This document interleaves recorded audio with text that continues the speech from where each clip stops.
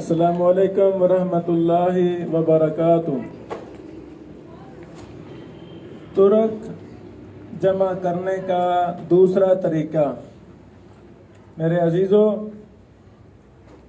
हम चूँकि आपको इब्तिदाई चीज़ों से ही शुरू करवाते हैं, आहिस्ता आहिस्ता आगे लेकर जाते हैं।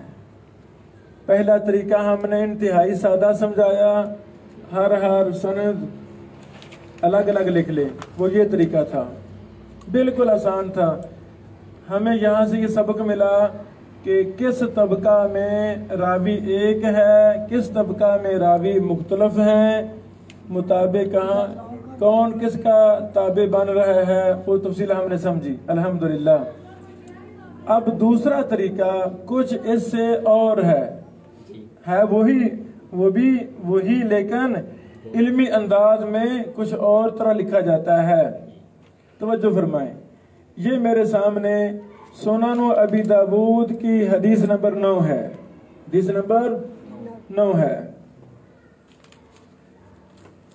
इस हदीस के रावी सहाबी हैं सैयदना अबू अय्यूब अंसारी रजी अल्लाह तआला अन्हु। हमने सुनने अरबा कुतुब सित्ता में ततब्बो किया तो तमाम कुतुब में हदीस के रावी सैयदना अबू हुरैरा ही हैं। ठीक हो गया। इसी की हमने तहकीक करनी है, तुर्क जमा करने हैं। तो कुतुब सित्ता में इसका शिगिर्द अता बिन यजीद ही बयान करता है। अबू दाऊद, बुखारी, मुस्लिम, इब्न माजा, इन किताबों में ये हदीस आ रही है। तो तमाम किताबों में अबू अयूब का शिगिर्द अता बिन यजीद ही बयान करता है। हमने वही लिख लिया। फिर इन तमाम किताबों में अता बिन यजीद लैसी का शिगिर्द इमाम इब्न शिहाब ज़ुहरी ही बयान करते हैं। वाज़े, इब्न शिहाब ज़ुहरी के आगे सनद दो तरीक पर चली जाती है, मुख्तलफ हो जाती है। जब हमने तमाम संदों को देखा तो इब्न शिहाब ज़ुहरी हमारे मरकजी रावी बने। जिस रावी पर सनद जमा हो रही हो उसे कहते हैं मरकजी रावी। इब्न शिहाब ज़ुहरी हमारा मरकजी रावी है। आगे हमने जब इनके शिगिर्द देखे तमाम संदों में तो दो शागिर्द इब्न शिहाब ज़ुहरी से बयान कर रहे हैं। एक का नाम इमाम सुफियान बिन उयैना, दूसरे का नाम यूनुस। जब हमने इब्ने उयैना के शिगिर्दों को देखा तमाम सनदों में तो इब्ने उयैना से 3 शागिर्द बयान कर रहे हैं। मुसद्दद बिन मुसरहद, अली बिन अब्दुल्ला, यहया बिन यहया। बेटो, ये तीनों आपस में क्या हैं? एक दूसरे की मुताबात कर रहे हैं, एक दूसरे के ताबे बन रहे हैं। इब्ने उयैना यूनुस की मुताबत कर रहे हैं, यूनुस इब्न उयैना की मुताबत कर रहे हैं। ऐसा एक तबका के।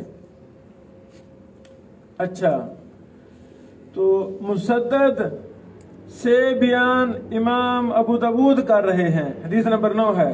अली बिन अब्दुल्ला ये उस्ताद है इमाम बुखारी के, हदीस नंबर 394 है। यहया बिन यहया से इब्न नुमैर बयान कर रहे हैं, यहया बिन यहया से इब्न नुमैर बयान कर रहे हैं। इब्न नुमैर से ज़ुहैर बिन हर्ब, इब्न नुमैर से ज़ुहैर बिन हर्ब, ज़ुहैर बिन हर्ब से इमाम मुस्लिम बयान कर रहे हैं, हदीस नंबर 264। ये बात मुकम्मल हुई इमाम इब्न उयैना के शिगिर्दों की, आगे सनदों की। वाज़े, तो इमाम इब्न शिहाब ज़ुहरी का दूसरा शिगिर्द था यूनुस। यूनुस से बयान करने वाले अब्दुल्ला बिन वहब हैं, उनसे बयान करने वाले अहमद बिन मोहम्मद हैं।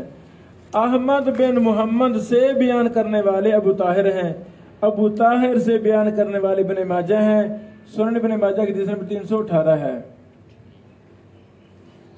ये मेरे अजीजों दूसरा तरीका है हदीस की सनदों को जमा करने का।